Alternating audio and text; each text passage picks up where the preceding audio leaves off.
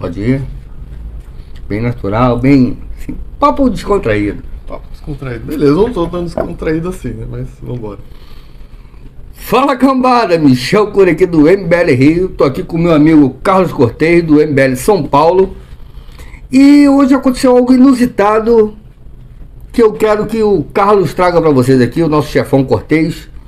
Conte para vocês a experiência dele traumática de estar no nosso lindo Rio de Janeiro. Fala aí, Cortez. Vem fazer uma visita, o que aconteceu? Eu achei que eu ia ir pra praia. Eu vim preparado pra ir pra praia, tomar sol. Você falou que tava até frio. Tá um calor desgraçado. Não entendo como é que você me disse que isso é frio no Rio de Janeiro. Não, mas eu tava chuvoso. 30 graus. Mudou, realmente você trouxe o sol de São Paulo. Nem tem sol em São Paulo, mas você trouxe de alguma forma. Tava o tempo nublado, feio, chovendo. E hoje realmente é um dia bonito. Não tá calor, pra gente aqui não tá calor. Mas... Agora eu quero saber, cadê a praia? Você falou que é logo ele atravessar a Você rua. falou que era do outro lado da rua. Cadê a praia? Eu não vi a praia até agora. Não, deixa eu explicar isso direito.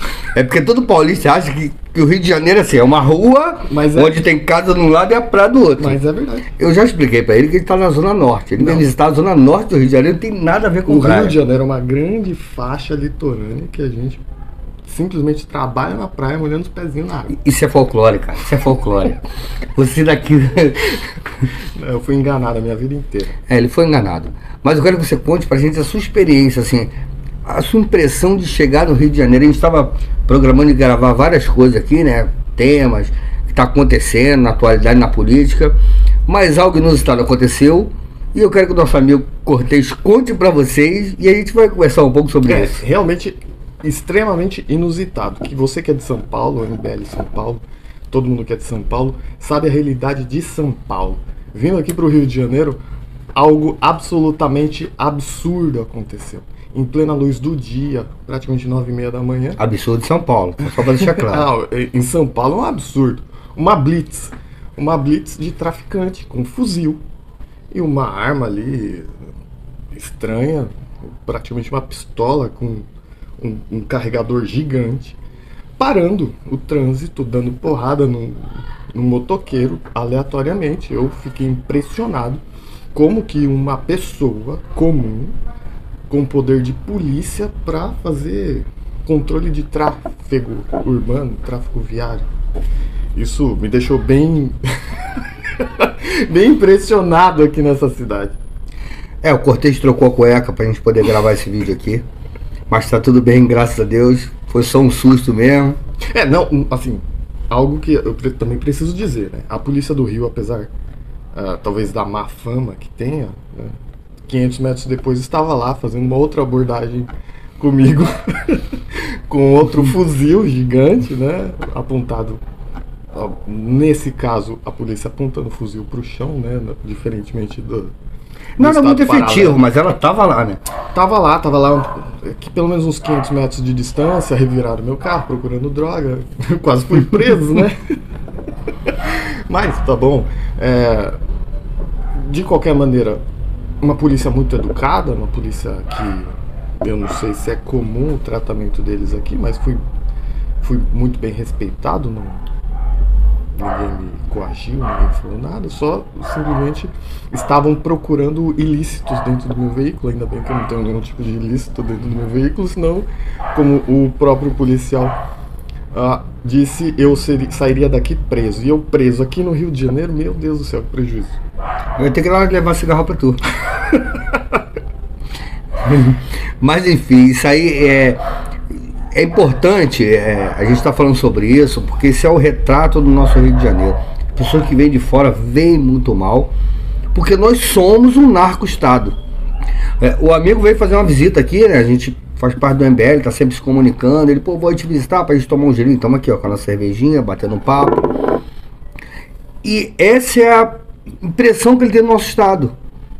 O narcotráfico fazendo uma blitz, organizando o trânsito, e sabe lá mais o que eles estariam fazendo. Essa é a nossa impressão. E a gente, né, nós cariocas e fluminense, a gente tá num grau de aceitação disso absurdo. A gente não pode normalizar isso.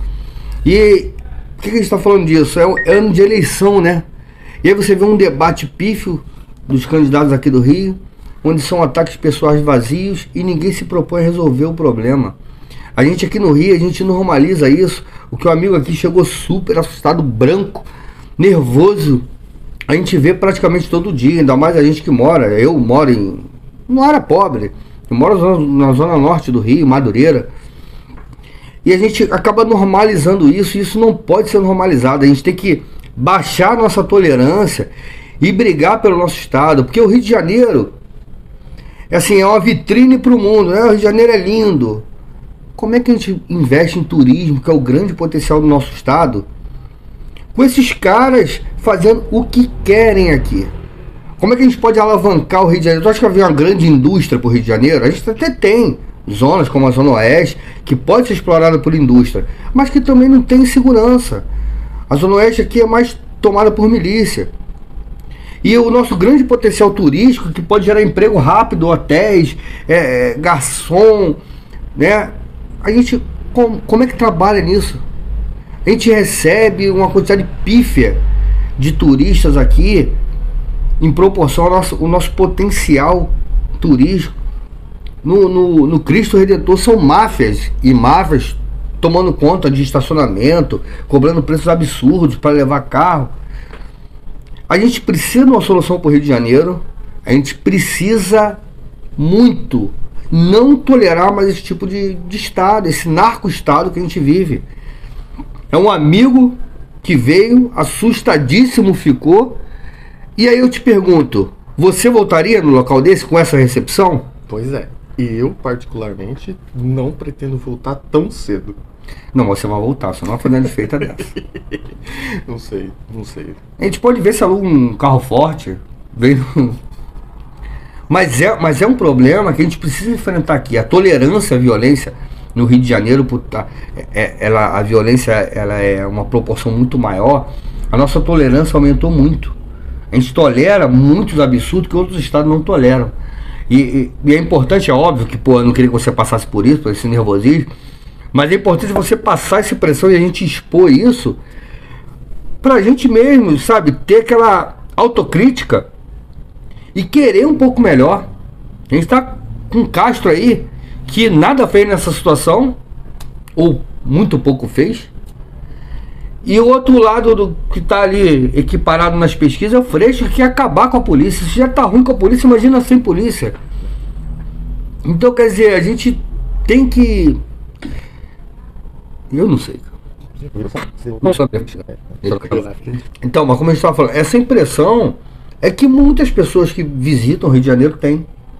Porque isso é muito comum aqui, é assalto, é um pequeno assalto ali, é morte, é uma bala perdida. Não digo nem assalto, Michel, porque em São Paulo... Fala um pouquinho mais alto, você está com fome? Eu tô com sede.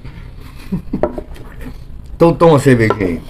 Então, em São Paulo, a gente até é assaltado, é comum ser assaltado lá em São Paulo. No entanto, não na gravidade com que eu presenciei aqui no Rio de Janeiro. O poder bélico, a agressividade, né? Muito agressivo. Como que a gente fala? Do bandido? Do bandido, vagabundo que a gente tem que exterminar no nosso estado. E a gente tem uma população conivente, entre aspas, tá? Também não estou falando que você é conivente com outra, mas a gente se acostumou com isso. Nossa, o poder bélico realmente impressiona. O poder bélico choca. Em São Paulo a gente também é assaltado. Nós temos as dificuldades lá em São Paulo. Recentemente, o tipo de incidente que acontece normalmente são pessoas entrando no veículo, arrebentando o vidro, pulando para dentro do veículo para assaltar um celular, tirar alguma carteira dentro do veículo. Lá em São Paulo não é comum a gente ver pessoas armadas na rua. Isso não é nem um pouco comum. Quando você sobe uma favela, você entra dentro do morro, você até vislumbra algumas pessoas que trabalham ali no tráfico e que provavelmente estão armadas. No entanto, a ostensividade em mostrar o seu poder bélico lá em São Paulo não existe. A polícia lá realmente age para conter o poderio do tráfico. Coisa que parece que aqui no Rio de Janeiro perdeu não tem mais controle.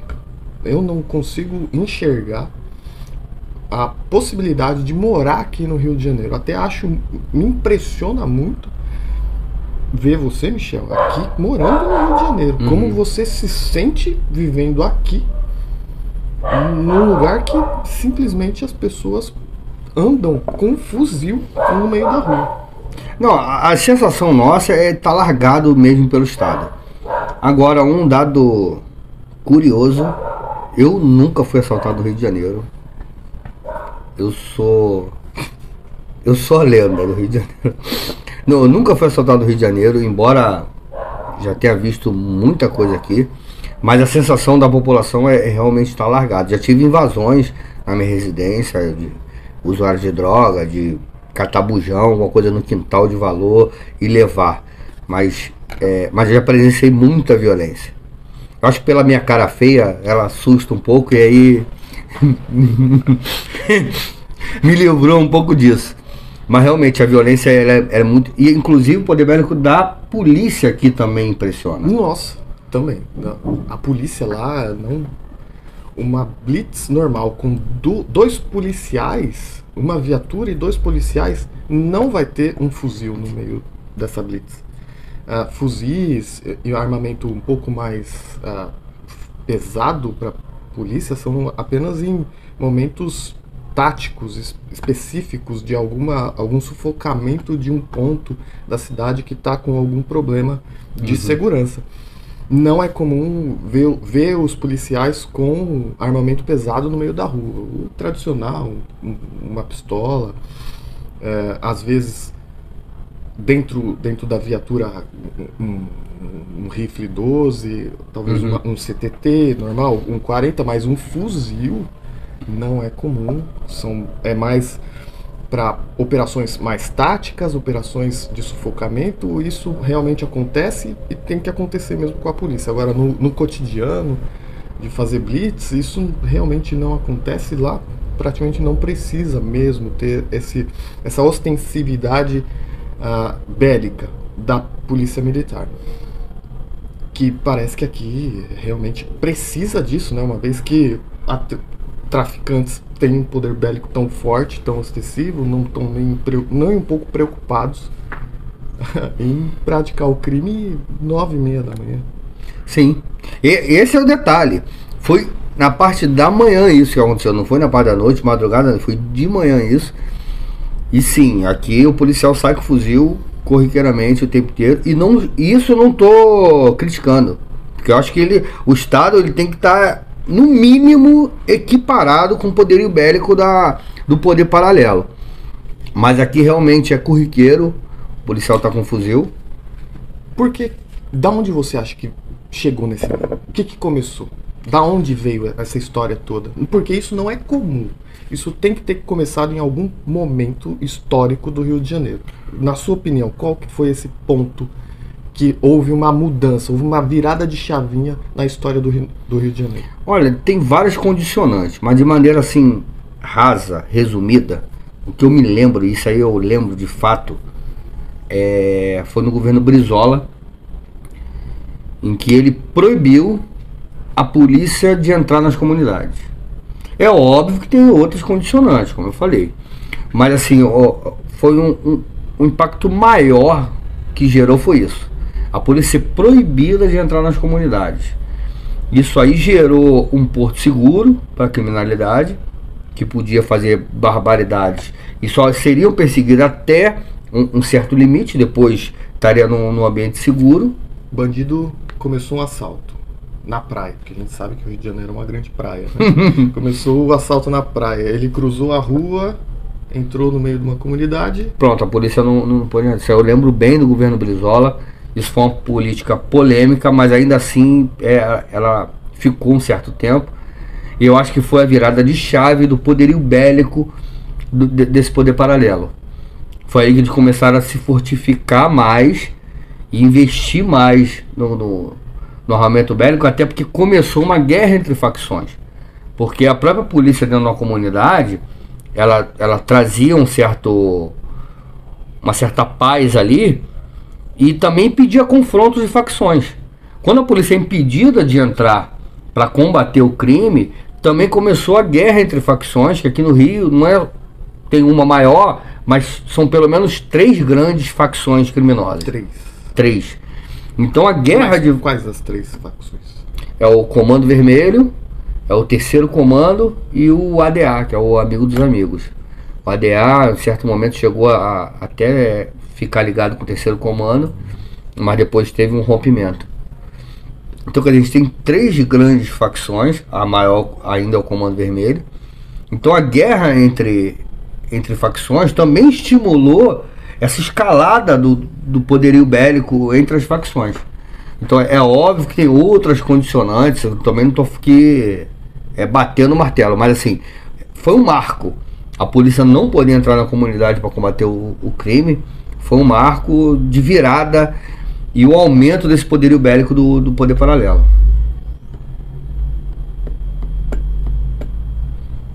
E você aí? Até quando vamos normalizar isso? Esse é ano de eleição. Veja atentamente os debates. A gente está com pouquíssimas perspectivas. Os candidatos estão pouco se lixando para o nosso estado. Eles estão num projeto de poder próprio. Eles querem poder e viver bem sem pensar na população. Isso é um ano de reflexão. Nossas perspectivas são péssimas, mas a gente tem que pensar nisso, cobrar e não tolerar mais esse tipo de coisa aqui no nosso estado. Na sua opinião, o que é possível fazer para resolver esse tipo de coisa? Olha, hoje no Rio de Janeiro eu não vejo solução a curto prazo. Eu vejo a médio e longo prazo. Eu acho que a gente tem que começar, como a gente já começou, a reestruturar o núcleo do MBL no Rio de Janeiro e começar a ocupar os espaços. O que acontece no Rio de Janeiro é um estado muito peculiar. Se eu for um vereador e bater, eu vou morrer. Simplesmente vou me matar. Então a solução para o Rio de Janeiro, eu acho que a gente ocupar os espaços gradativamente, fazendo políticas de austeridade fiscal, tentar enxugar a máquina pública devagarinho ali, paulatinamente, e fazendo e ocupando cada vez mais os espaços. Para quê? Para tirar um vagabundo desse que está lá, porque o poder aqui e o crime organizado, eles são, o poder público e o crime organizado, eles são mesclados. Tem uma junção, e a corrupção aqui está em todos os níveis. Então a gente tem que ir aos poucos, é como se fosse um remédio, né? A gente vai aos poucos colocando mais gente boa, ocupando os espaços, e consequentemente, quanto uma pessoa boa, um político dedicado a uma causa, tendo hombridade e honestidade, ocupa um espaço, você tira um vagabundo automaticamente, sem criar guerra, sem criar muito... Eu acho que aqui a política vai ter que ser assim, paulatinamente, devagarinho, ocupando os espaços e trocando. Mas para a gente ocupar esses espaços, a gente tem que conscientizar a população da importância que tem um vereador, que tem um deputado estadual, que tem um prefeito, um governador. O Rio de Janeiro, ele é muito menos politizado do que São Paulo.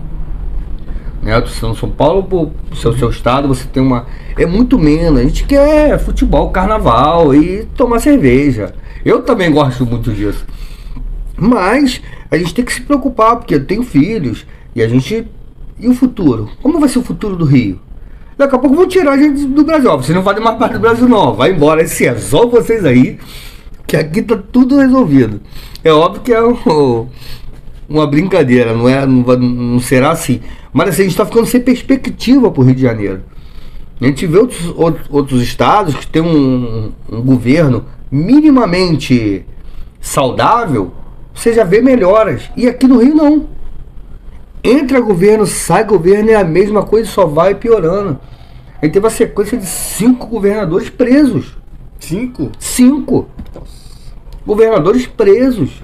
Agora o primeiro governador do Brasil empichado, que foi o Wilson Witzel, que inclusive deve se candidatar agora, mas vai fazer 1%. Fala, como é que é? Wilson Witzel? Wilson Witzel. Fala de novo. Wilson Witzel. O juiz filha da puta.